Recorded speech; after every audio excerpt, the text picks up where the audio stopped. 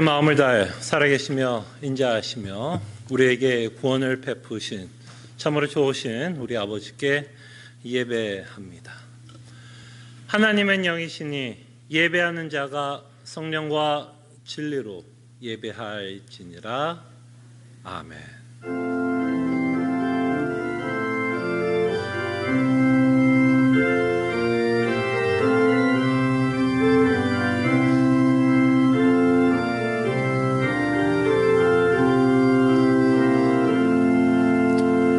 위대하신 하나님을 저희들이 찬양하기를 원하고 우리에게 베풀어 주신 은혜로 말미암아 하나님을 예배하기를 원합니다.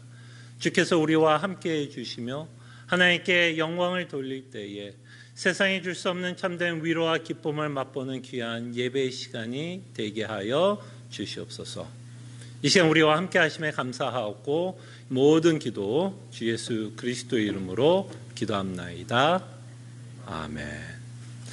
함께 찬송가 19장 찬송합니다.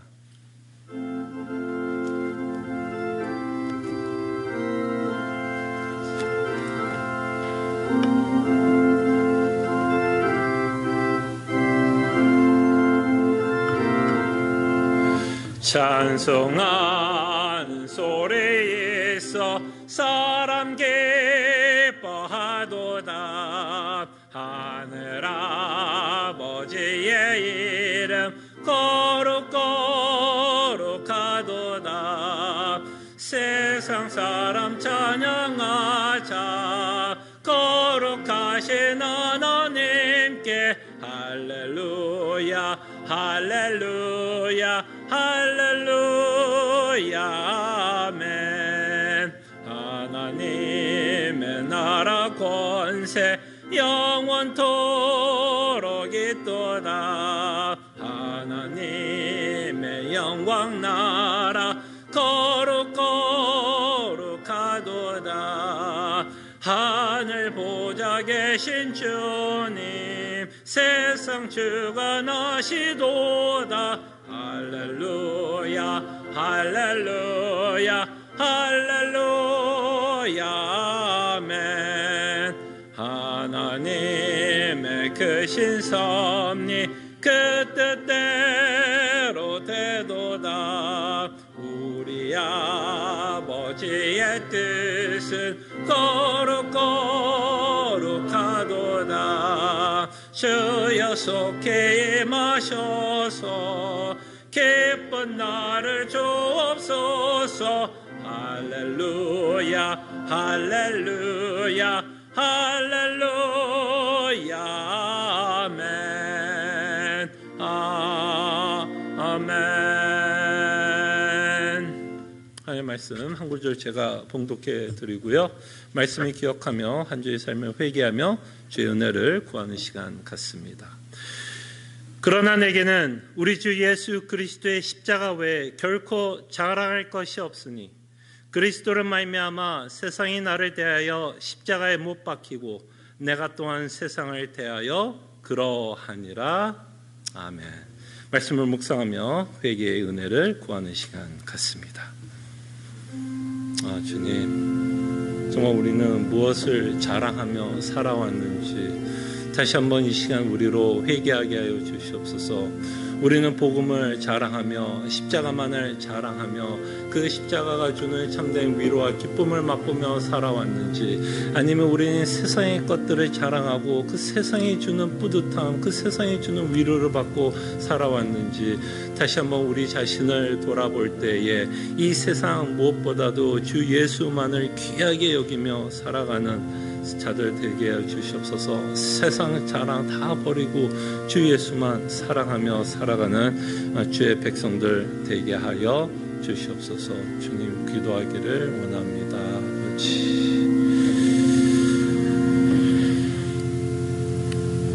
우리로 주 예수 그리스도만을 자랑하며 살아갈 때에 저희들은 세상 자랑 다 버리고 주 예수만을 귀하게 여기며 살아가는 주의 백성들 되게 하여 주시옵소서. 모든 기도 주 예수 그리스도 이름으로 기도합나이다. 아멘. 함께 일어나셔서 찬송가 94장 찬송합니다.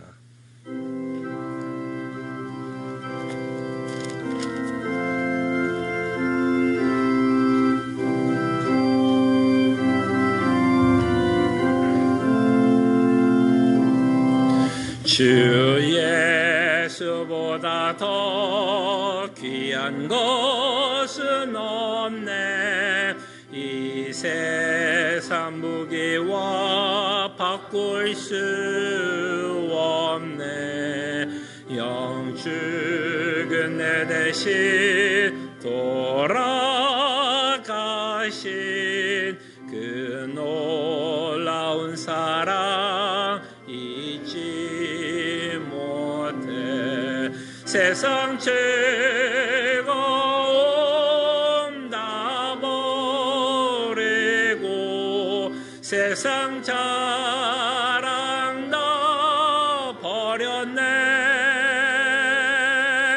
주 예수보다 더 귀한 것은 없네. 예수 밖에는 없네. 주 예수보다 더 귀한 것은 없네. 이 세상 명예와 바꿀 수 없네. 이전에 즐기던 세상 일도 주 사랑하는 마음 빼지 못해. 세상 즐거움 다 버리고 세상 자랑 다 버렸네. 주 예수보다 더 귀한 것은 없네. 예수 밖에는 없네. 주 예수보다 더 귀한 것은 없네. 이 세상 행복과 바꿀 수 없네. 유혹과 핍박이 몰려와도 주 섬기는 내 마음 변치 않아. 세상 즐거움 다 버리고 세상 자랑 다 버렸네. 주 예수보다 더 귀한 것은 없네. 예수 밖에는 없네. 아멘. 함께 시편 118편 교독합니다. 여호와께 감사하라. 그는 선하시며 그의 인자하심이 영원하미로다.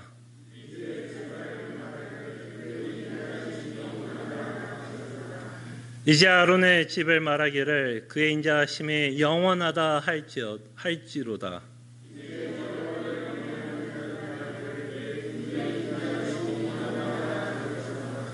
내가 고통 중에 여호와께 부르짖었더니 여호와께서 응답하시고 나를 넓은 곳에 세우셨도다.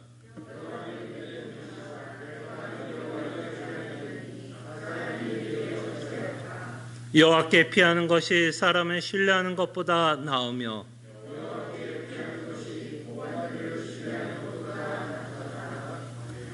아멘. 우리의 신앙을 함께 고백합니다.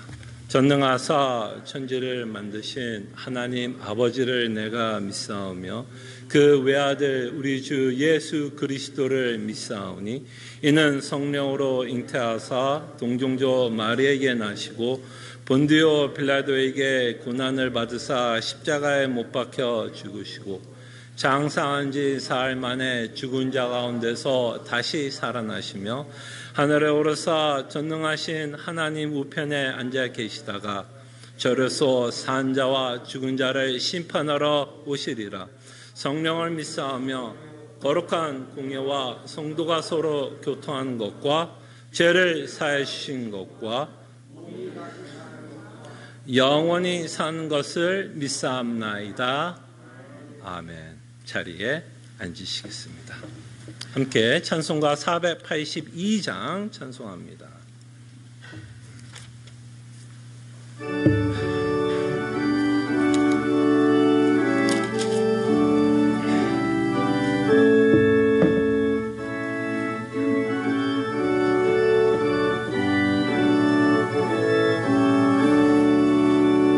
참 즐거운 노래를 늘 높이 불러서 이 세상 사는 동안 주 찬양하겠네.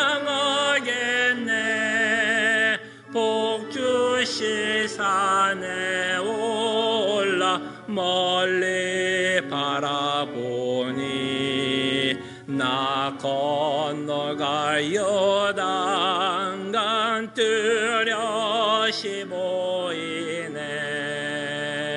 참 아름다운 노래 늘 높이 부르세. 하늘의 소망 주신 주 찬양하여라. 참 아름다운 노래 다 함께 부르세. 하늘의 기쁨 주신 주 찬양하여라.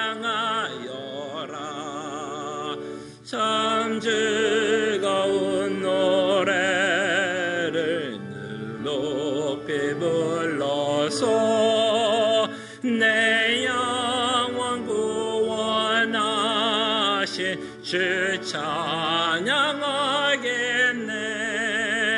땅 위의 성도들이 부르는 노래에 저 하늘과 천사들 답하겠네. 참 아름다운 노래 늘 높이 부르세. 하늘의 소망 주신 주 찬양하여라. 참 아름다운 노래 다 찬양하여라. 하늘의 기쁨 주신 주 찬양하여라. 참 즐거운 노래를 높이 불러서 만왕의 왕 되신 주 나 찬양하겠네. 거룩한 하늘 노래 들려올 그때에 참 그립던 주님을 반가이 대하리. 참 아름다운 노래 늘 높이 부르세. 하늘의 소망 주신 주 찬양하여라. 참 아름다운 노래 다 함께 부르세. 하늘의 기쁨 주신 주 찬양하여라.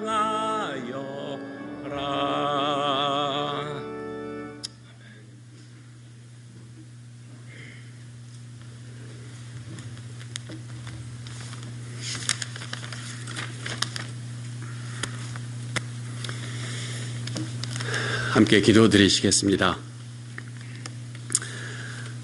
하나님 아버지, 생명에 이르도록 장세전에 예정하시사 말씀과 성령을 통해서 죄와 허물로 죽었던 저희들을 그리스도에 의한 은혜 가운데 부르시고 십자가에서 이루신 예수님의 순종과 죽으심으로 의롭다 칭함받게 하신 구원의 은혜에 성부, 성자, 성령 삼위일체 하나님께 찬송과 영광을 돌려드립니다. 이 놀라운 은혜를 따라 예수 그리스도께서 하나님의 아들이심을 알게 하신 구원 얻는 믿음을 얻고 성령께서 복음을 통해 우리 안에 주신 신뢰를 갖게 됨을 감사드립니다. 이러한 확신과 신뢰 가지고 우리의 신앙을 함께 고백하는 시애틀 남포 제1교회의 성도로 부름받아 함께 아름다운 찬양을 드리며 예배 드리는 기쁨 주시고 베레아 교인처럼 늘 말씀을 상고하고 배움에 힘쓰는 교회 되게 하신 것 또한 감사드립니다. 그러나 우리가 말씀과 기도에 게으를 때마다 우리 안에 있는 죄성과 우상을 쫓던 마음이 세상 가치관과 짝하여 우리의 확신과 신뢰를 떨어뜨리고 죄 가운데 빠지게 됨을 고백합니다. 하나님 아버지, 간절히 바라옵고 원하옵기는 죄사함과 영원한 의로움과 구원받은 자로서 하나님께서 주신 은혜에 감사하여 예수 그리스도의 십자가를 자랑하고 세상 가치관을 이겨나가며 하나님을 기쁘시게 하는 일에 더욱 힘쓰는 교회와 우리 각자의 삶 되게 하옵시고 서로를 돌아보며 격려하되 특별히 몸이 병약한 성도들이 성령님의 도우심 가운데 복음의 위로로 이겨내도록 마음을 합하여 기도하게 하여 주옵소서. 그리고 모이기에 힘쓰므로 복음을 더 깨달아 더욱 하나님을 알아가는 저희 교회 되기를 소원합니다. 특별히 하나님, 교회의 각 기관에서 알게 모르게 봉사하는 손길들을 일일이 기억하시고 중심을 보시는 하나님께서 저들의 수고와 애씀을 통해 기뻐함 받으심을 알 때에 저들에게 큰 위로가 되게 하여 주옵소서. 하나님, 교육관에서 예배 드리는 2세들과 흩어져 있는 우리의 자녀들도 동일한 하나님의 은혜가 날마다 필요하오니 성령 하나님이시여 유혹 많은 이 세상에서 저들의 믿음을 지키시고 하나님의 말씀이 저들에게 성령의 검이 되어 하나님의 자녀로 살기에 부족함이 없도록 인도하여 주시옵소서. 하나님 아버지, 저희가 늘 기도하는 카자흐스탄, 캄보디아, 그리고 조셉 목사님 사역하시는 멕시코 선교지의 교회들을 성령과 말씀으로 강건하게 지켜주시며 저희 주위에 있는 워싱턴 새 언약교회와 또한 아틀란타 남포교회 그리고 뉴라이프 선교회 소속 교회들 또한 복음 안에서 성령의 은혜 가운데 강건하게 붙들어 주시어서 풍성한 구원 얻는 믿음의 열매들 맺히게 하여 하나님의 마음을 기쁘시게 하는 교회들 되게 하여 주옵소서. 이제 목사님 통하여 하나님의 말씀을 들을 때에 전하시는 주의 사자에게 성령의 충만함 주시고 말씀을 듣는 저희의 심령도 간절함으로 받아 우리 안에 성령의 열매 맺어가는 삶 살게 하여 주옵소서. 이 모든 말씀 우리를 구원하여 주신 예수님의 이름으로 기도드리옵나이다. 아멘.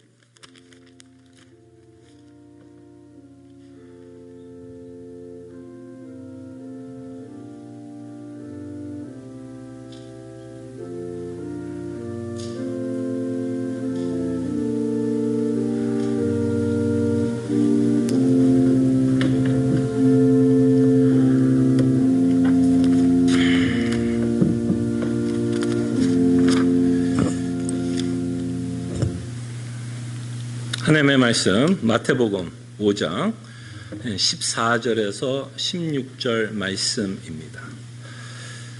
마태복음 5장 14절에서 16절입니다.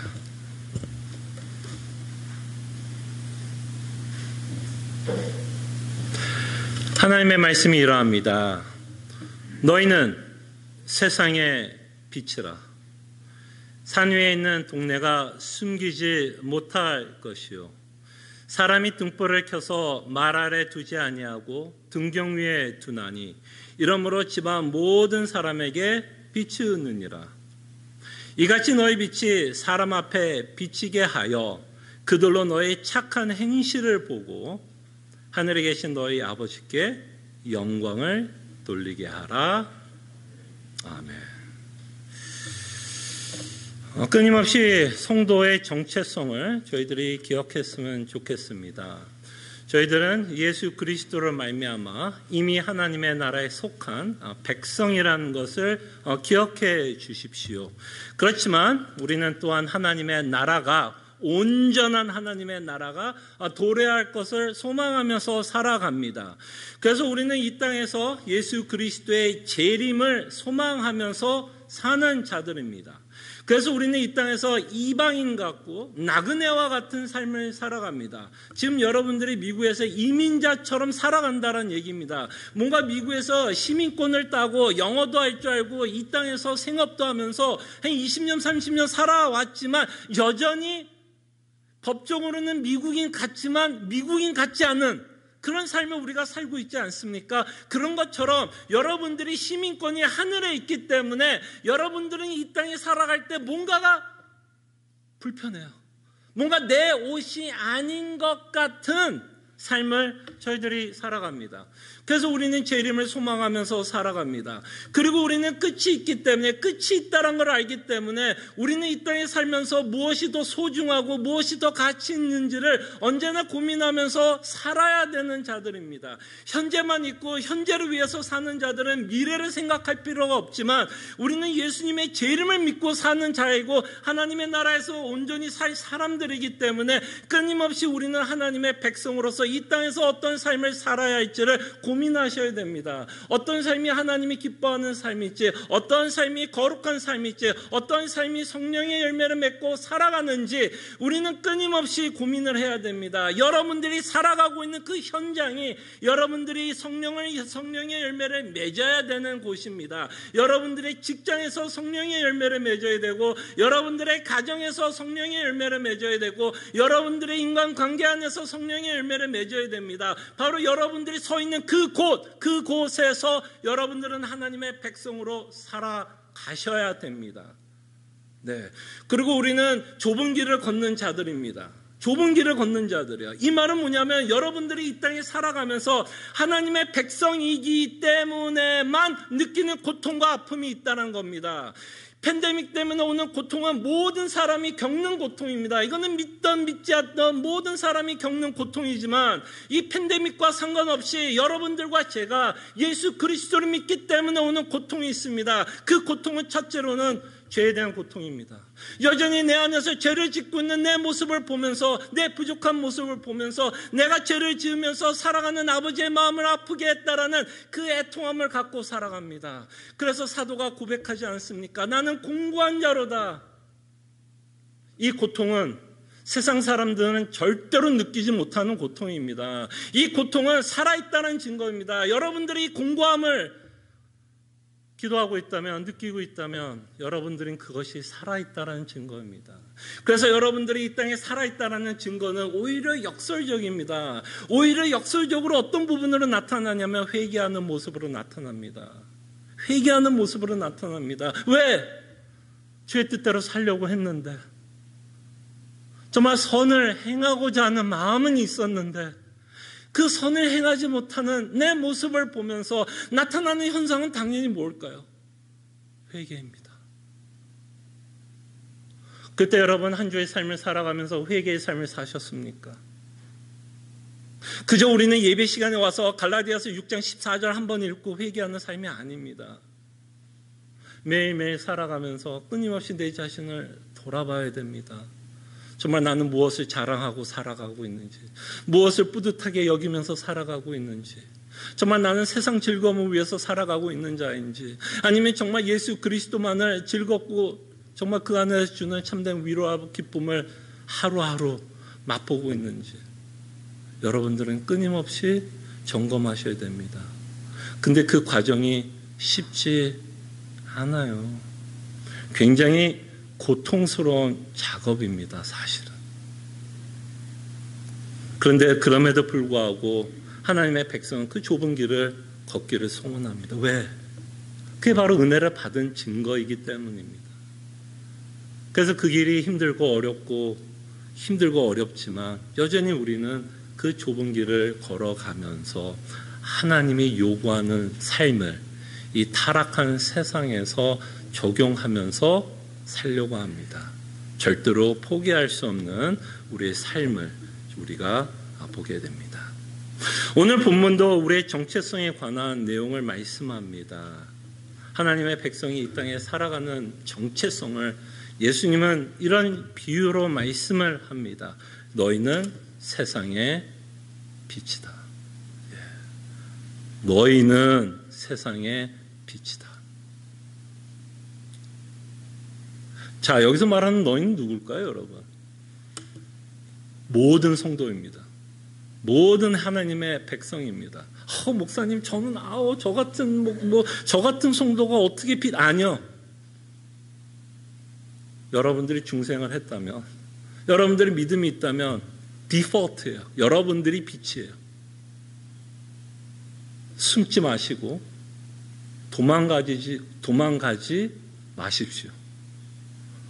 너희는 세상의 빛이다라고 말씀을 합니다. 그래서 이 구절은 성도가 누구인지에 대해서 다시 한번 말씀합니다. 그리고 예수님은 하나님의 백성들에게 너희는 세상의 빛이라고 말씀하면서 이 왕이, 그죠? 우리의 왕 되신 예수님이 우리에게 임무를 주셨습니다. 여러분들에게 임무를 주셨어요. 세상을 향한 임무를 주셨습니다. 그리고 우리는 하나님의 백성으로서 종으로 그 임무에 충실하게 최선을 다해서 그 임무를 수행합니다. 그래서 그 내용에 대해서 오늘 우리가 살펴보겠습니다. 그럴 때 예수님이 이렇게 말합니다. 너희는 세상의 빛이다. 세상 가운데 빛이다 라고 말씀할 때 먼저 세상이 어떤 세상인지 우리는 좀 알아야겠죠. 세상은 어떤 세상인가요? 성경에서 말씀하고 있는 세상은 좀 긍정적인 모습도 있지만 많은 경우에 좀 부정적인 모습을 많이 보여줍니다. 우리가 살고 있는 세상은 이 빛과 반대되는 모습이겠죠. 그래서 우리가 사는 세상은 우리가 어떤 세상이라고 생각해 볼 수 있냐면 어두운 세상이다. 굉장히 어두운 세상이다. 그래서 예수님 말씀합니다. 이 어두운 가운데 너희는 빛을 비추라고 말씀을 합니다. 자, 그럴 때 이 어둡다라고 했을 때 이 어두운 세상에 대해서 저희들이 조금 더 생각해 보면 이 어두운 세상은 참으로 많은 문제를 갖고 있는 세상이다라고 말씀합니다. 굉장히 많은 문제를 갖고 있는 세상이다라고 말씀을 하는데요.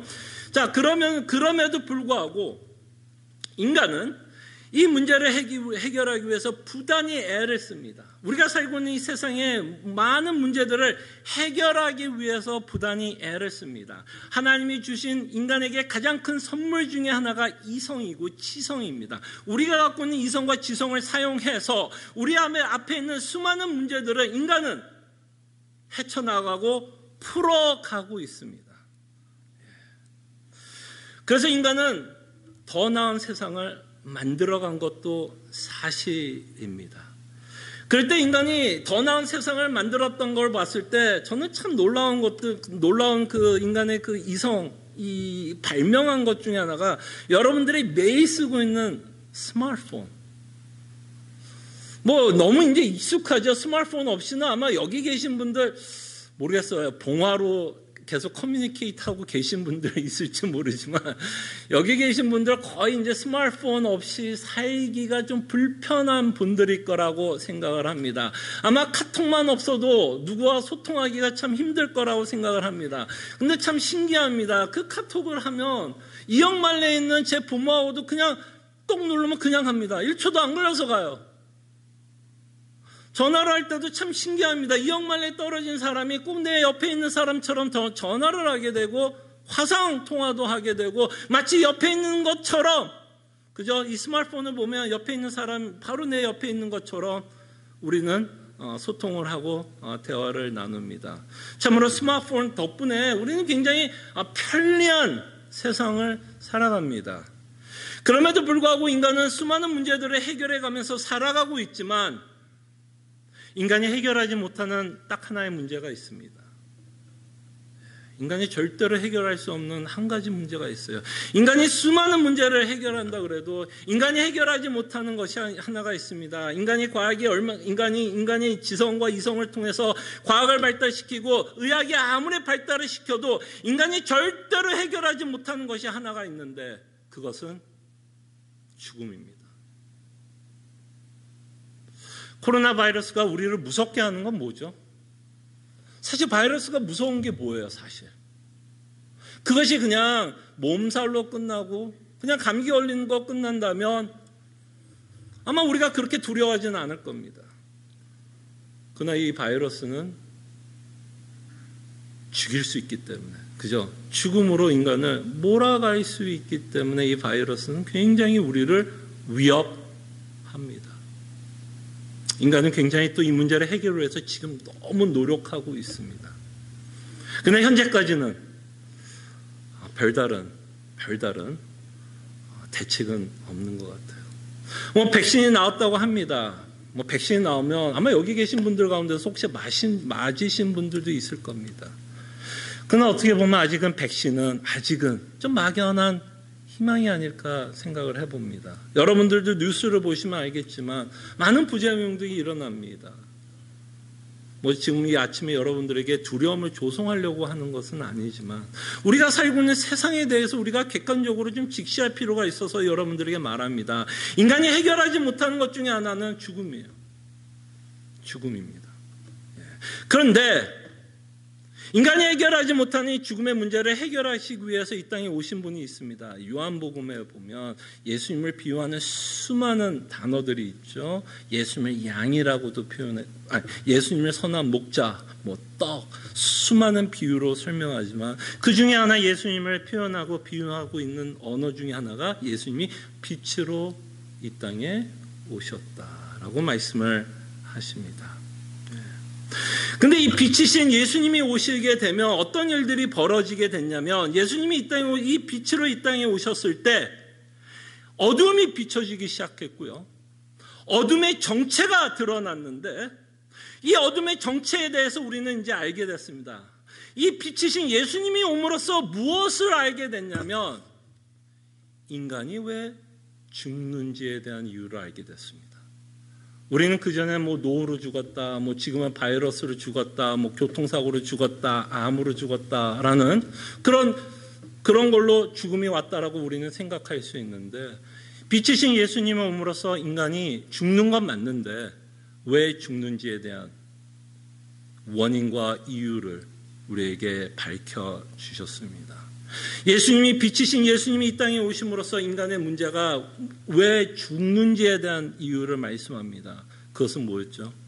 암이 아니었고 교통사고가 아니라 바이러스가 아니라 사실 인간이 죽는 이유는 인간이 하나님에 대한 반역과 창조주 되시는 하나님에 대한 거역으로 인한 형벌로 죽음을 허락하셨습니다. 우리 가운데 이 내용을 로마의 신화처럼 여기시는 분은 없으시기를 바랍니다. 이건 신화 이야기가 아닙니다. 빛이신 예수님으로 말미암아 인간이 죽는데 인간이 죽는 이유에 대해서 그 내용이 더욱더 밝혀지고 있는 것을 보게 됩니다. 그래서 예수님은 빛으로 이 땅에 오셔서 먼저는 무엇을 했냐면 세상을 정죄하셨습니다. 사실 예수님 빛이신 예수님이 어두운 세상에 왔다라는 그 자체가 사실은 세상을 향한 정죄였습니다. 끊임없이 여러분 예수님이 바리새인과 논쟁을 폈을 때 예수님이 바리새인에 대해서 굉장히 험한 말 많이 했죠. 그 중에 하나가 뭐였죠? 이 독사의 자식들아. 뭐 한 거예요? 바리새인들은 정죄하고 있는 것을 보게 됩니다. 빛이신 예수님이 이 땅에 오셔서 세상을 정죄하기 위해서 이 땅에 왔습니다. 그러나 인간은 스스로 의롭다 여기고 스스로 문제가 없다 생각하고 스스로 자신의 문제를 해결할 수 있다라고 그들은 끊임없이 믿었습니다. 그렇기 때문에 바리새인들은 예수님을 거부했어요. 왜? 자신은 의롭다고 생각했어요. 자신은 구원자이신 예수님이 필요 없다고 생각했습니다. 자신의 문제를 스스로 해결할 수 있을 거라고 바리새인들은 생각했어요. 그래서 우리가 살고 있는 이 세상은 죽음으로 얼룩졌고 그 죽음에 얼룩진 인생은 우리 인생은 참 암울하고 허무하고 절망스러운 인생을 저희들은 살아가게 됩니다. 그럴 때 성경에서 아마 많은 사람들이 영적인 렌즈, 믿음이 없어도 설득이 될 수 있는 부분이 있다면 저는 솔로몬의 고백이 아닐까 생각을 해봅니다. 믿음이 굳이 없어도 세상을 조금만 오래 살아봤어도 솔로몬이 전도서를 통해서 뭐라고 기록하죠?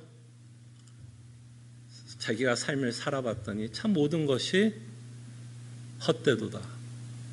이 고백은 믿는 자들뿐만 아니라 믿지 않는 자들도 자신의 인생을 돌아봤을 때 얼마나 인생이 허무하고 절망스럽고 인생에 덕이 없다라는 건 믿지 않는 자들도 압니다. 근데 우리는 더 잘 알죠. 왜 이런 삶을 살 수밖에 없었는지. 그것은 우리의 죄요. 죄의 심판의 결과로서 우리 인생 가운데 참 기쁨과 참 소망과 참 그런 우리가 요구하는 그 모든 것들을 잃어버리고 살아가고 있다는 것을 우리는 보게 됩니다. 근데 예수님은요, 이 땅을 정죄하기 위해서만 오신 빛은 아니었어요. 빛이 왔기 때문에 세상이 갖고 있는 어둠이 드러날 수밖에 없었습니다. 인간이 갖고 있는 타락성이 드러날 수밖에 없었지만 예수님이 빛으로 이 땅에 오신 건 다만 너희들은 죽어 마땅하고 나로부터 심판을 받기 위해서 그것을 정죄하기 위해서만 오신 게 아니라 오히려 정죄함을 통해서 너희들은 내가 필요하다. 너희들은 나의 십자가의 보혈이 필요하다는 것, 예수 그리스도의 복음이 필요하다는 것, 이 죽음의 문제를 해결할 수 있는 유일한 백신은 나라는 것을 보여주기 위해서 이 땅에 오셨습니다. 인간이 얼마나 타락했고 이 빛이 얼마나 미워했는지는 이 사건을 통해서 알게 됩니다. 빛으로 오신 예수님, 분명히 구원자이시며 생명을 준 생명의 떡이라고 요한복음에서는 말씀하고 있는데 이 생명의 떡을 세상 사람들은 어떻게 했죠? 내가 너희를 구원하려고 이 땅에 왔는데 세상 사람들은 예수님을 죽였습니다. 이만큼 인간은 하나님을 싫어요. 이만큼 하나님을 미워합니다. 이만큼 하나님을 대항했어요. 정죄한 건 사실이었어요. 그러나 그 정죄와 함께 예수님은 구원하기 위해서 이 땅에 오셨는데 그 구원자를 인간은 죽였습니다. 여러분들이 그 자리에 없어서 면죄권이 있다고요? 아니요. 죄송하지만 여러분들도 그 자리에 있었으면 여러분과 제가 그 사람과 다르게 행동했을 거라 생각합니까? 다르게 행동했을까요? 성경은 아니라고 이야기합니다. 우리도 다르지 않았을 거예요. 왜냐하면 지금도 우리가 죄를 짓는 우리의 모습을 보면 우리도 별 다르지 않았을 것입니다. 근데 여기서 다시 한번 하나님의 지혜를 보게 됩니다. 인간은 예수님이 싫어서, 인간은 예수님이 미워서 예수님을 십자가에 죽이시지만 여기서 하나님의 어마어마한 지혜를 봅니다. 그들은 죽이면 끝날 줄 알았겠죠. 죽인 사람들은 환호를 했을지도 모르죠. 사탄은 기뻐했을지 모르죠. 그러나 하나님은 이들이 죽인 예수 그리스도를 통하여 합력하여 선을 이루시고 구원을 이뤄내십니다. 얼마나 놀라워요. 그래서 예수님이 죽음에 머무를 수 없었고 예수님은 3일 만에 부활하는 어마어마한 일이 벌어집니다. 인간은 예수님을 죽였지만 그 죽인 그 자리에 하나님은 우리를 구원하는 그죠? 구원하는 복음의 메시지를 저희들에게 전합니다. 글쎄 여러분, 정말 세상은 적어도 우리가 이 생각은 좀 가졌으면 좋겠습니다. 팬데믹이 해결이 된다고 해도 여전히 세상은 소망이 없습니다. 일시적인 기쁨은 있어요. 성취감이 없다는 얘기도 아닙니다. 희망이 없다는 얘기는 아니에요. 그러나 우리가 정직하게 세상을 본다면, 정말 세상을 정직하게 바라볼 수 있다면 솔로몬이 고백한 것처럼 세상이 얼마나 헛되고 무의미하며 우리에게 허무함과 절망감을 주는 건 매 마찬가지입니다. 팬데믹이 해결이 돼도 후유증은 아마 두고두고 남지 않을까 생각을 해봅니다. 그럴 때 적어도 이 팬데믹에 살아가고 있는 성도들에게 하나님이 말씀하는 수많은 메시지가 있겠지만 하나님은 이 팬데믹 가운데 살아가고 있는 우리에게 이 말씀은 전하는 것 같아요. 정말 우리의 소망은 예수님밖에 없다.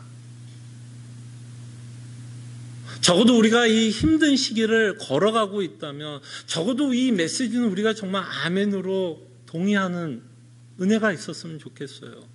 이 팬데믹을 통해서 하나님이 적어도 믿고 있는 성도들에게는 정말 너가 의지할 게 뭐가 있느냐, 정말 너가 살아가면서 무엇을 소망하면서 살 수 있는지 이것을 우리에게 물어보시는 것 같고, 끊임없이 성경은 예수님은 유일한 소망은 예수 그리스도밖에 없다라고 우리에게 말씀하시는 것 같아요. 그럴 때 예수님이 우리에게 말씀합니다. 너희는 세상의 빛이다. 너희는 세상의 빛이다.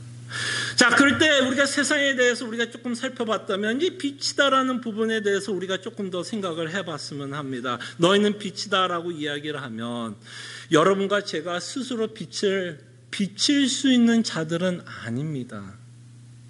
무슨 말이냐면, 비유를 들자면 여러분들은 마치 뭐 같은 거냐면 달과 같다라고 생각하시면 돼요. 여러분 밤에 나가셔서 운전을 하고 보름달을 뜨는 거 보면 저 빛이 굉장히 달이 반짝반짝하고 굉장히 환하게 보입니다. 그때 여러분 과학적으로 우리는 알죠. 달이 빛을 발하는 거예요. 스스로 빛을 비추고 있나요? 아니면 태양 때문에, 태양에 반사되어서 그 빛을 뿜어내나요? 우린 과학적으로 알죠. 그 달이 빛나는 건 태양 때문에 빛나고 있다는 겁니다. 그것과 마찬가지로 여러분들이 빛이라고 이야기할 때, 성도가 빛이라고 이야기할 때 우리가 스스로 빛이 되는 건 아닙니다. 그럴 때 우리가 빛이가 되는 건 달이 태양에 있어서 빛을 발하는 것처럼 여러분과 제가 빛이 되는 이유는 우리가 그리스도와 연합되어 있기 때문에, 그리스도와 연합되어 있기 때문에, 예수님이 빛이기 때문에 여러분이 빛을 발할 수 있는 존재가 되었다라는 것을 잊지 말아 주시기를 바랍니다.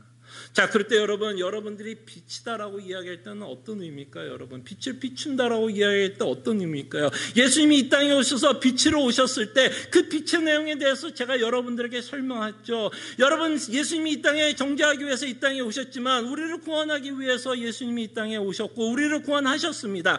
그때 여러분들이 빛의 자녀라면 이 빛이라고 얘기하는 이 빛은 어떤 내용을 품고 있어야 될까요? 그럴 때 여러분들이 빛이라면 여러분들은 누구예요? 예수 그리스도로 말미암아 새 사람을 얻은 자들입니다. 예수 그리스도께서 부활하셨기 때문에 여러분들도 이미 영적으로 부활한 새 생명을 갖고 중생한 자들입니다. 죽음에서 생명으로, 멸망에서 영원한 나라를 유업을 받는 자들이 바로 이 빛이신 예수 그리스도를 믿고 있는 여러분입니다.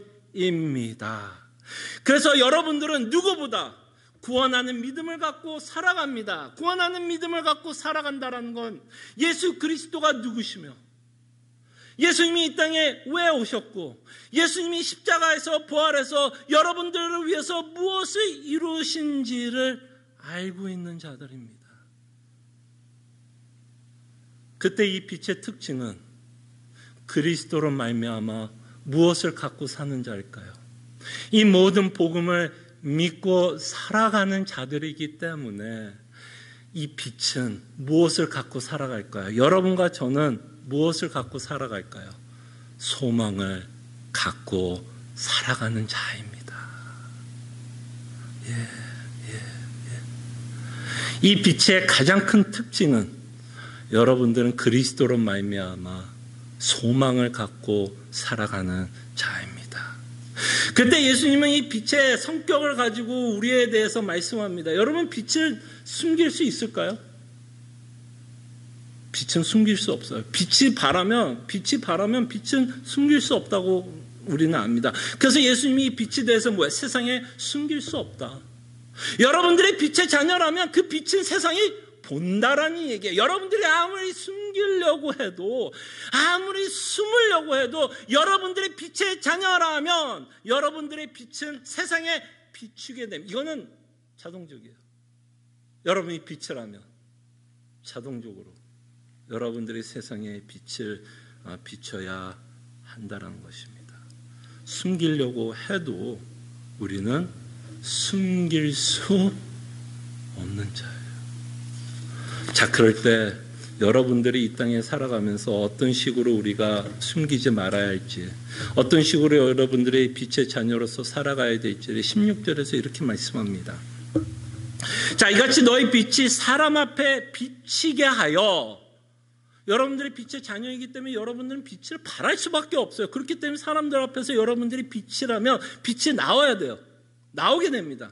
그래서 뭐라고 말씀하냐면 그들로 너희 착한 행실을 보고 하늘에 계신 너희 아버지께 영광을 돌리게 하라 라고 말씀을 합니다. 자, 그럴 때 우리는 이 16절에 나오는 몇 가지 개념을 좀 정리를 해야 이 16절에 갖고 있는 의미를 저희들이 좀 생각해 볼 수 있을 거라 생각합니다. 여러분들이 하는 착한 행실을 보고 그들이 세상에 비치고 있는, 여러분들이 비치고 있는 그 세상, 여러분들이 비치고 있는 그 사람이 하나님께 영광을 돌리게 하라고 말씀을 합니다. 그러면 일단 하나님께 영광을 돌린다라는 의미부터 저희들이 좀 생각을 해보죠. 무엇이 하나님께 영광을 돌리는 걸까요, 여러분? 우리는 많은 경우에 하나님께 영광을 돌린다라고 생각을 하면 먼저 어떤 특별한 행위를 생각하게 됩니다. 그런데 여러분, 보통 하나님께 영광을 돌린다 그러면 뭔가 윤리적으로 뭔가 선한 일을 하는 자들, 하나님께 영광이 된다라고 우리는 생각을 합니다. 그리고 또 이 자본주의 때문에 오는 하나님께 영광은 또 어떤 모습이에요? 뭔가 이 땅에서 뭔가 성취한 자들, 뭔가를 이룬 자들, 뭔가 부한 자들, 그죠? 뭔가를 이 땅에서도 뭔가 자랑이 되는 사람들이 하나님께 영광을 돌린다고 생각을 하게 됩니다. 여러분, 이것이 얼마나 세상 가치관을 가지고 하나님께 영광을 돌린다라는 생각은 해보시지 않으셨습니까? 정말로 하나님이 우리가 이 땅에서 성취한 것 때문에 하나님의 영광이 드러날까요? 제가 정말 이 땅에서 변호사가 되어서 정말 세상 덕망 다 갖고 있고 돈도 엄청나게 벌어서 정말 이 모든 걸 하나님께 영광을 돌린다 그러면 하나님이 하나님의 나라에서 야, 근춘이가 변호사가 되고 돈도 많이 벌어서 선한 일을 열심히 해서 참 나에게 영광이 되는구나. 그럼 어때요? 정말 하나님이 그렇게 생각하실까요? 우리가 그렇게 생각하는 건 우리가 갖고 있는 기준 때문에 하나님이 그렇게 생각할 거라고 생각하지 않을까요? 그때 여러분, 성경을 보면, 특히 예수님의 사역을 보면 사람들에게 흠모할 일이 있었나요? 정말 세상 사람들에게 자랑할 거리가 하나라도 있었어요. 세상 기준에 의해서 예수님이 정말 사람들에게 정말 칭찬을 받고, 와, 정말 저 사람은 참 세상 사람들이 보기에도 대단한 사람이라고 얘기했나요? 흠모할 것이 없다 그랬나요? 뭐 인자가 머리 둘 곳도 없다고 이야기했나요? 그는 초라하게 살았나요? 영광스럽게 살았나요? 어떤 삶이었어요, 여러분? 영광의 왕이신 예수님이 이 땅에 살아온 삶을 보면 우리가 생각하는 하나님께 영광을 돌리는 그 삶을 살았다라고 이야기할 수 있을까요? 그의 삶의 끝은 뭐였어요? 그의 삶의 끝은 뭐였어요? 세상 사람들에게 버림을 받고 십자가에 죽었습니다. 그것도 그 당시에 가장 참혹한 형벌을 받으면서 죽었어요. 그럼 여러분과 제가 생각하는 그 영광스러워요? 정말 영광스러워요? 저는 아니라고 생각합니다. 전혀 영광스럽지 않았어요. 오히려 예수님은 모욕을 당했고 능력을 당했고 사람들에게 버림을 받으면서 십자가에 죽으셨습니다. 그럴 때 우리가 하나님께 영광을 돌린다는 개념이 바뀌어야 된다고 저는 생각합니다. 어차피 우리의 것으로 하나님께 못 나가요. 우리의 선함으로는 하나님께 나가지 못합니다. 어차피 우리는 타락한 죄인이에요. 그렇기 때문에 우리가 이 땅에 무엇을 이루어도 사실은 하나님께 영광이 돌려지는 건 없습니다. 우리는 이 땅에 아무리 잘 살아도 그저 무익한 종이었고 하나님의 뜻대로 살았다라는 고백밖에는 할 수 있는 자들이 아닙니다. 그럼 여러분, 우리가 생각을 해봅시다. 하나님의 찬란한 영광은 어디에서 나타나나요? 여러분, 하나님의 찬란한 영광은 어디에서 나타나요? 사실은 어디에서 나타나요? 십자가에서 나타납니다. 처참하게 죽으신 그 십자가에서 하나님의 영광이 나타납니다. 왜 십자가에서 하나님의 영광이 나타날까요? 바로 그 십자가를 통해서 하나님이 하시려고 하는 궁극적인 일을 이루시는 곳이 어디이기 때문에? 십자가이기 때문에. 그 십자가가 하나님이 예수 그리스도를 통해서 궁극적으로 이루시려고 하는 곳이기 때문에 하나님의 영광이 드러난다면 어디에서 가장 드러날까요? 가장 찬란한 영광의 빛이 어딜까요? 십자가입니다, 여러분. 십자가예요, 십자가. 그렇다면 정말 하나님께 영광을 돌리는 모습은 뭘까요, 여러분? 한번 생각해 봅시다. 하나님의 영광이 십자가에서 가장 드높인다면 그 영광이 십자가에서 가장 잘 드러난다면 정말 하나님께 영광을 돌리는 모습은 뭘까요? 내가 이 땅에서 변호사 되는 것? 최선을 다해서 변호사 되는 거 좋은 거예요. 나쁘다고 얘기하는 거 아닙니다. 근데 진짜 하나님께 영광을 돌리는 건 뭘까요? 그가 하신 일에, 그 십자가에서 하신 그 일에 뭐를 하는 걸까요? 뭐를 하는 게 진짜 하나님께 영광을 돌리는 거예요? 그 일에 인정하고, 그죠? 인정하고 정말 예수 그리스도께서 나 같은 죄인 살리시기 위해서 십자가에 죽으셨구나를 인정하고, 그 다음에 뭘까요? 또 그 십자가의 복음 때문에 내가 이 땅에서 기뻐하고, 내가 이 땅에서 위로를 받고, 내가 소망을 갖고 살아간다면 저는 감히 여러분에게 외칩니다. 저는 이것이 하나님께 최고로 영광을 돌리는 거라 생각을 합니다. 우리의 영광, 하나님께 영광을 돌리는 개념이 바뀌셔야 돼요. 여러분들과 제가 하나님께 영광을 돌리는 건 세상 가치관 때문에 이렇게 해야만 하나님께 영광이 된다고 생각하는데 아닙니다. 우리는 언제나 관심을 갖고 싶은 건 예수님이 왜 이 땅에 오셨는가를 기억해 주십시오. 그렇다면 하나님께 영광이 되는 건 정말 그 그리스도의 복음 때문에, 그것 때문에 기뻐한다면, 그것 때문에 소망이 있다면, 자, 그렇다고 해서 여러분, 또 제가 죄송합니다. 이 얘기까지만 할게요. 막 살자는 얘기 아닙니다.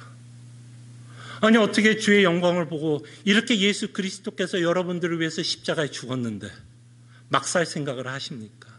나 구원받았으니까 막 살겠다는 생각이 들겠습니까? 오히려 나를 위해서 죽으신 예수 그리스도를 위해서 살고자 하는 뭐가 생길까요? 헌신과 결단이 생기게 됩니다. 근데 저는 먼저 헌신과 결단을 좀 생각하기 전에 우리가 갖고 있는 하나님께 영광을 돌린다라는 그 개념 자체도 먼저 좀 변하기를 원해서 여러분들에게 먼저 이 하나님의 영광을 돌린다라는 개념을 여러분들에게 먼저 설명을 합니다. 자, 그러면 여러분들의 세상의 빛이라면 하나님이 여러분들에게 또는 예수님이 요구하는 착한 행실이 뭘까요, 여러분? 여러분들이 세상의 빛이라고 이야기한다면 예수님이 요구하는 착한 행실이 뭘까요, 여러분? 착하게 사는 걸 말하는 걸까요? 기부하는 거? 이거 하지 말라는 얘기 아니에요? 선하게 사는 거? 그거 그렇게 살지 말라는 얘기 아니에요. 그렇게 사셔야 돼요. 근데 우리가 정말 하나님께 영광을 돌리는 일이 뭔지를 기억을 한다면 정말 착한 행실은 뭘까요? 하나님이 여러분들이 빛으로서 이 땅에서 착한 행실은 뭘까요? 쉽게 얘기하면 한 단어로 말씀하겠습니다. 전 전도라고 생각합니다. 전도. 그랬을 때 구체적인 전도의 내용이 뭘까요? 이 팬데믹 가운데, 이 허무한 세상 가운데, 이 절망스러운 세상 가운데 많은 사람들은 희망이 있다라고 외치고 있지만 그래도 불확실한 이 세상 가운데 여러분들이 세상을 향해서 할 수 있는 일이 뭘까요? 여러분들이 갖고 있는 소망을 세상에 외쳐주세요. 여러분들이 갖고 있는 소망을 외쳐주세요. 복음을 외친다라는 말에는 예수님이 나를 위해서 십자가에 죽으셨다라고만 하는 게 외치는 것이 아닙니다. 복음을 외친다라는 건 그리스도께서 나를 위해서 십자가에 죽으셨고 부활함으로써 나에게 소망이 있다란 것까지 외치는 것이 복음입니다. So what? 예수님이 여러분들을 위해서 십자가에 죽으셨던 게 so what? 그래서 여러분들은 뭐가 있는 거야? 소망이 있는 거 아닙니까? 그럴 때 정말 우리가 보여야 되는 착한 행실의 첫 번째는 정말 전도라고 생각합니다. 여러분, 지금만큼 이 불확실한 시대에 우리가 가장 필요한 게 뭘까요? 파이저, 모더나 백신 맞으십시오. 맞지 말라는 얘기 아니에요. 맞으십시오. 최선을 다해서 방어할 수 있는 방법이 있다면 맞으십시오. 그러나 하나님이 우리에게 주신 최고의 백신은 뭘까요? 최고의 백신은 예수 그리스도 아닌가요? 정말 예수 그리스도가 하나님이 우리에게 주신 죄와 멸망, 심판에서 우리를 구원할 최고의 그리고 확실한 백신, 예수 그리스도. 그것을 하나님이 뭐 했어요? 여러분들에게 뭐 했어요? 주셨어요. 그리고 하나님은, 예수님은 이 산상수훈을 통해서 우리에게 임무를 줍니다. 이 소망을 가지고 세상에 비추거라. 이 팬데믹 가운데 정말 우리가 복음 때문에 갖고 있는 그 소망을 비추거라. 그리고 팬데믹이 끝나도 여전히 우리는 복음의 소망이 필요한 자이기 때문에 팬데믹이 끝나도 우리는 끊임없이 우리의 소망을 비춰야 됩니다. 그때 여러분들이 소망을 갖고 살아간다면, 여러분들이 빛의 자녀라면 이 소망은 세상 사람들이 본다라는 얘기야, 보지 않는다는 얘기예요. 본다라는 거예요. 왜? 아까 말했죠. 빛은 숨길 수 있어요, 없어요? 빛은 숨길 수 있어요, 없어요? 빛은 숨길 수 없어요. 여러분들의 소망이 있다면 그 소망은 반드시 흘러 나오게 돼 있어요. 그 소망이 흘러나오기 때문에 사도 베드로가 3장 15절에서 이렇게 말합니다. 베드로전서 3장 15절 볼까요? 너희 마음에 그리스도를 주로 삼아 거룩하게 하고 너희 속에 있는 소망에 관한 이유를 묻는 자에게 대답할 것을 항상 준비하되. 사람들이 왜 물어봐요? 왜 사람들이 우리에게 소망이 있다는 걸 물어보죠? 왜? 우리가 빛으로서 소망이 흘러나오니까 누군가하고 이야기할 때도 끊임없이 무슨 얘기가 나오니까, 무슨 이야기를 해도 절망스러운 가운데, 허무한 가운데, 낙심한 가운데서도 끊임없이 우리가 무슨 얘기를 하니까 그래도 우리는 소망이 있다라는 말을 하게 되니까 세상 사람들이 뭐 하는 거야? 야, 도대체 근춘아, 너가 말하는 그 소망이 뭐냐? 라는 질문을 우리는 받게 된다라는 거죠. 그리고 여러분들은 받아야 됩니다. 받으셔야 돼요. 그럴 때 묻겠습니다. 받으셨어요? 잘하셨습니다. 정말 여러분들의 빛의 자녀로서 살아가고 있다는 증거입니다. 그러나 또 못 받았다 그러면 목사님 또 못 받았다 그러면 또 빛의 자녀가 아닌가, 난 구원을, 아니요, 그 얘기하는 거 아닙니다. 그래서 우리가 뭘 하죠? 회개를 합니다. 회개를 하는 거예요. 주님, 분명히 빛의 자녀고 나에게 하나님이 예수 그리스도를 말미암아 소망을 줬는데 왜 나는 빛을 발하지 못하고 있을까요? 라는 회개의 기도를 드릴 수 있습니다. 그럴 때 여러분, 이 소망보다는 여전히 우리의 염려가 앞섭니까? 아니, 우리가 인간인데 어떻게 염려가 없겠어요? 그러니까 성경에 봐도 무슨 얘기 참 많아. 염려하지 마. 그 얘기 왜 해요? 우리가 염려하니까 하나님이 염려하지 말라는 거 아니겠습니까? 우리가 염려하지 않는다면 왜 굳이 하나님이 염려하지 마 그 말을 왜 하겠어요? 만약에 우리의 염려가 앞서가고 있다면 왜 우리가 염려하는지 한번 생각해 보죠. 왜 염려가 될까요, 여러분? 혹시 우리가 믿고 있는 복음에 대한 명확한 지식이 없어서요? 그래서 염려할 수도 있고요. 또는 우리는 복음을 알지만 여전히 뭔가 좀 동의가 안 되는 부분이 있어서, 동의가 안 되는, 좀 뭔가 아멘이 안 되는 부분이 있어서, 또는 복음도 알고 동의도 되고 아멘은 되지만 여전히 하나님에 대한 신뢰가 없어서, 복음을 믿지만 진짜 하나님이 내 인생을 책임지실까? 진짜 하나님이 내 인생을 인도하실까? 정말 하나님은 내 인생을 정말 푸른 초장으로 인도하실 참으로 좋으신 하나님 아버지일까라는 하나님에 대한 뭐가 없을 수도 있어요. 신뢰가 없을 수도 있어서. 혹시 우리 인생 가운데서 소망을 더 보여줬어야 되는데, 세상에 내가 갖고 있는 그리스도로 말미암아 소망을 더 보여줬어야 되는데, 예수님의 소망보다는 우리의 염려를 더 나누고 있다면 우리 기억합시다. 우린 빛의 자녀예요. 빛의 자녀예요. 그 말은 여러분들에게는 소망이 있다는 겁니다.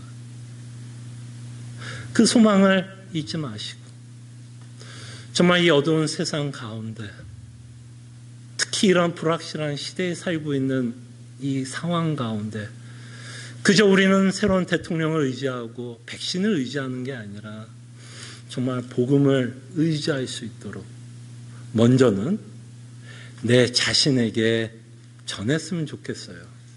내 자신에게 정말 나는 그리스도로 말미암아 소망을 갖고 살아가고 있는지 끊임없이 복음을 내 자신에게 전하고, 그리고 내가 빛의 자녀라는 것이 확인이 된다면 정말 주변에 참 낙심하고 있는 자들에게 예수 그리스도를 전해주세요.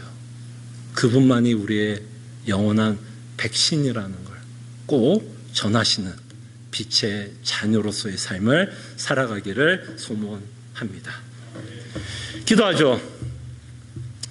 여러분들이 지금 세상 사람들이 여러분들에게 소원을 묻고 있다면 잘하고 소망을 묻고 있다면 잘하고 계십니다. 그럴 때 계속해서 여러분들이 갖고 있는 소망을 전하시고, 혹시 세상 사람들이 내 주변에 소망에 대해서 묻지 않고 있다면 낙심하지 마시고요. 다시 회개하시고 내가 빛의 자녀라는 걸 다시 한번 기억해달라고 기도하시고, 다시 한번 복음이 주는 참된 위로와 소망을 갖고 살아갈 수 있도록 저희들이 하나님께 기도하는 시간 되었으면 합니다. 기도하죠.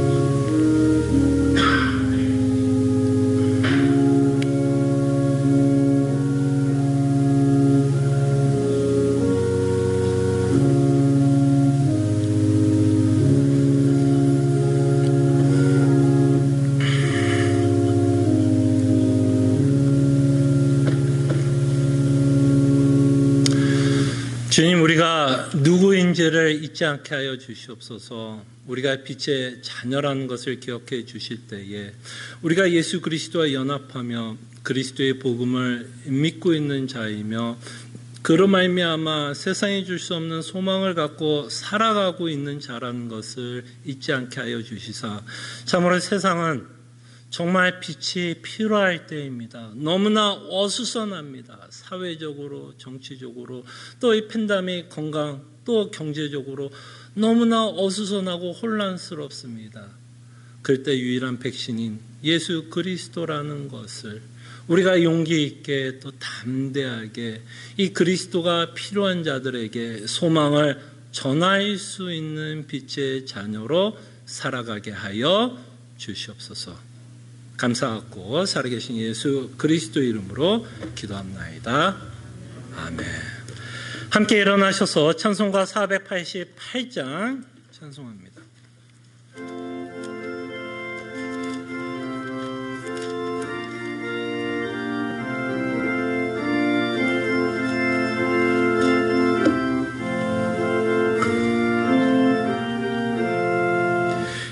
이 몸의 소망 무언가 우리 주 예수뿐일세. 우리 주 예수 밖에는 믿으리라 주 없도다. 주 나의 반 속에 계시네. 그 위에 내가 서리라. 그 위에 내가 서리라. 무섭게 바람 부는 밤 물결이 높이 설렐 때 우리 주 크신 은혜에 소망에 닿칠 줄이라. 주 나의 반 속에 계시네. 주 위에 내가 서리라. 그 위에 내가 서리라. 세상에 맺던 모든 것 끊어질 그날 되어도 구주의 언약 미사와 내 소망 더욱 크리라. 주 나의 반 속에 계시네. 그 위에 내가 서리라. 그 위에 내가 서리라. 바라던 천국 올라가 하나님 앞에 배울 때 구주의 의를 힘입어 여시고로 가리라. 주 나의 반 속이시니 그 위에 내가 서리라. 그 위에 내가 서리라. 아멘. 하나님의 백성들이여, 하나님이 주신 소망의 말씀, 축복의 말씀, 위로의 말씀 믿으시기를 바랍니다. 소망의 하나님이 모든 기쁨과 평강을 믿음 안에서 너에게 충만하게 하사 성령의 능력으로 소망이 넘치게 하시기를 원하노라. 아멘. 주님, 정말 확실한 백신을 우리가 살아가고 있다는 것을 잊지 않게 하여 주시옵소서. 주님,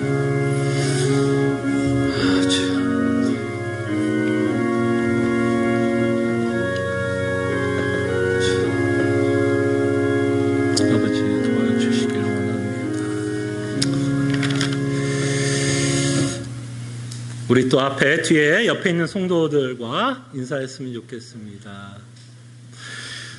이번 주 한 주도 빛의 자녀로서 소망을 세상에 알리는 귀한 삶을 사시기를 축원합니다. 몇 가지 교회 소식을 여러분들에게 알려드립니다.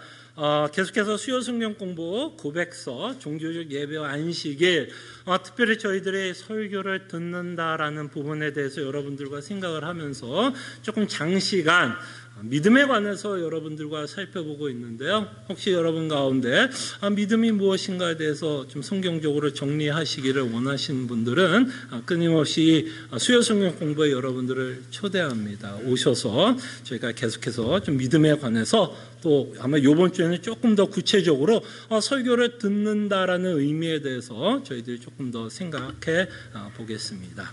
그리고 매주마다 토요일마다 새벽 기도에 여러분들을 초대합니다. 참 즐거운 시간인 것 같아요. 정말 하나님의 말씀을 저희들이 또 묵상하고 상고하면서 말씀을 토대로 또 하나님께 기도하면서 또 하나님과 또 교제하는 시간 저희들이 갖습니다. 그래서 여러분 아침에 또 뭐 토요일에 또 일하시는 분들도 있고 또 토요일에 또 분주하신 분들도 계시겠지만 다들 좀 시간 내주셔서 새벽 기도에 함께 또 동참하시면서 말씀 듣고 은혜 받고 또 하나님께 기도하면서 주의 은혜를 구하고 또 받는 시간 가졌으면 합니다. 오늘 정기당회 2021년 첫 번째 정기당회를 저희가 2시에 갔습니다. 줌으로 한다는 것을 여러분에게 알려드리고요. 공동회의 2020년 재정감사를 위한 공동회의가 다음 주에 있습니다. 모든 예배가 끝난 후에 저희가 재정 감사를 위한 공동회의를 갖겠습니다. 이것을 위해서 여러분 또 기도해 주시고 준비해 주시면 감사하겠습니다. 몇 가지 주보에 좀 빠졌는데요. 여러분들에게 좀 광고합니다. 제가 알기로는 작년도 재정부장으로 섬겼던 그 이청 성도님이 여러분들에게 2020년 세금 보고를 위해서 아마 연보 내역을 나눠준 걸로 알고 있습니다. 오시지 못한 분들 아마 메일로도 보내신 걸로 알고 있는데 혹시 이 가운데 여러분 텍스 보고를 위해서 세금 보고서를 받으셔야 되는데 받지 못하신 분들이 있다면 이청 성도님에게 작년도 재정부장을 섬겼던 이청 성도님에게 문의하시면 될 것 같고요. 오늘 여러분들이 친교실에 가시면 좀 겨울용품들이 있습니다. 좀 글럽도 있고 모자도 좀 새 것들이 좀 준비가 되어 있는데요. 혹시 여러분들 보시기에 좀 필요한 것이 있으면 그냥 마음껏 first come, first serve인데 좀 마음껏 가져가셔도 되고 또 양보하셔도 됩니다. 그래서 가져가시면 되는데 혹시 그냥 방역을 위해서 그냥 잔소리만 조금 한다면 가실 때도 조금만 거리를 두고 그 픽업을 해주시면 감사하겠습니다. 감사합니다.